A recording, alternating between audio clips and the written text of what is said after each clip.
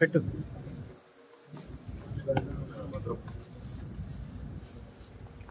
ఇలా ఒక్కొక్కరికి చుట్టుపోతే టైం సరిపోతుంది.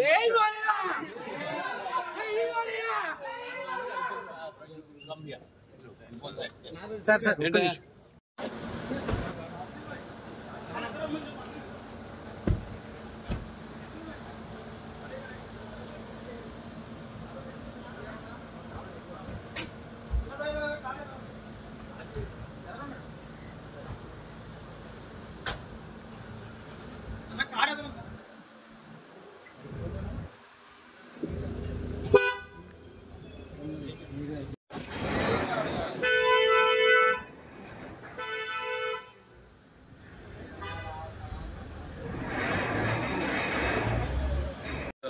ఇప్పుడు కనివి నీరుగానే ఈ వర్ష ప్రభావం వల్ల కురిసిన వర్షం వల్ల ఎంతో జనజీవనం అంతా అతలాకుతలం అయిపోయింది. ఇక్కడ ఈ ప్రాంతం అంతా కూడా విజయవాడ అటు గుంటూరు. సో మనం కూడా చెప్పడం జరిగింది 50 సంవత్సరాలు పూర్తి చేసుకున్న సందర్భంలో ఇట్లా నాన్నగారి నుంచి కూడా ఎలా ఆయన ఎప్పుడు ఎటువంటి విపత్కర పరిస్థితి వచ్చినా రాష్ట్రాలకి, అంటే ఇప్పుడు ఆంధ్ర తెలంగాణ కాబట్టి ఏ రాష్ట్రమైనా ప్రాంతాలు వేరైనా మన అంతరంగాలు ఒకటేనన్నా, ధ్యాసలు వేరుగా ఉన్నా మన భాష తెలుగు భాష అలా అన్నింటినీ కలిపారు ఎన్టీ రామారావు. ఓ ప్రాంతానికి ఆపత్తి వస్తే ఇంకో ప్రాంతం వాడిని దాంట్లో భాగస్వాములు చేయడం, అదే ఇదంతా అంతా ఒకటే, ఒక ఉమ్మడి కుటుంబం, వసుదైక కుటుంబం, అంతా అన్నదమ్ములం అన్న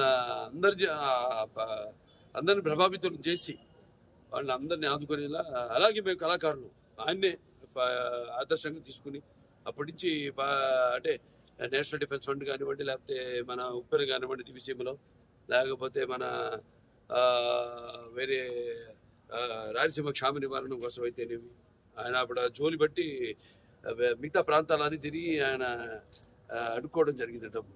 అలా అందరిలో కూడా మన తెలుగు వాళ్ళకి ఒక ప్రత్యేకత, అందరినీ ఒక ఎటువంటి మనకు భేదాలు ఉన్నా అవన్నీ కూడా అంటే మేము ఉంటాం యూనిటీ డైవర్సిటీ, అంటే పార్టీలకు కానీ ఎటువంటి కులాలకు కానీ ఎటువంటి లేకుండా అందరం వాళ్ళ సోదరులకి, వాళ్ళ పక్కింటి వాళ్ళకి, వాళ్ళ బంధువులకి జరిగిన నష్టంలా భావించి ఎప్పుడు ఎల్లప్పుడు. అలాగే చంద్రబాబు నాయుడు గారు, మా కళాకారులు అందరూ స్పందించారు.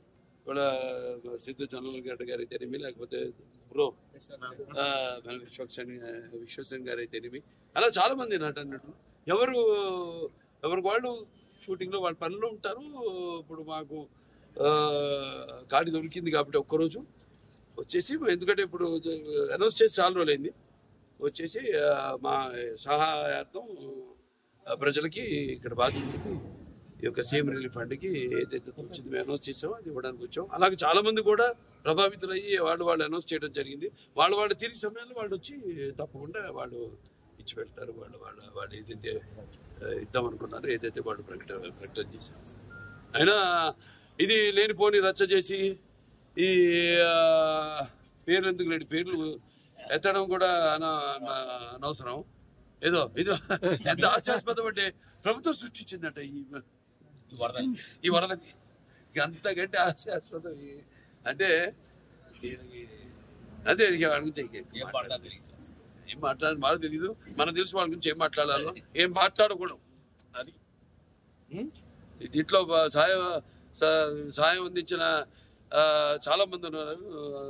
అక్షయ్ వాడు ఉన్నారు, భోజనాలన్నీ అందరు కూడా ఇప్పటిదాకా 10 లక్షల ప్యాకెట్లు, వాళ్ళ రోజుకి 2 లక్షల ప్యాకెట్లు వాళ్ళు కూడా ప్రభుత్వ సహాయ సహకారాలతో వాళ్ళు కూడా మంగళగిరిలో ఈ వంటగది పెట్టి వాళ్ళు ఎవరికి వాళ్ళు అందరూ కార్యకర్తలు అయితేనేమి, నాయకులు అయితేనేమి అందరూ కూడా దీన్ని ఒక విపత్తు దీని కింద కెలామిటీ కింద కేంద్ర ప్రభుత్వం దాన్ని గుర్తించి సహాయ సహకారాలు అందిస్తుంది ముందు.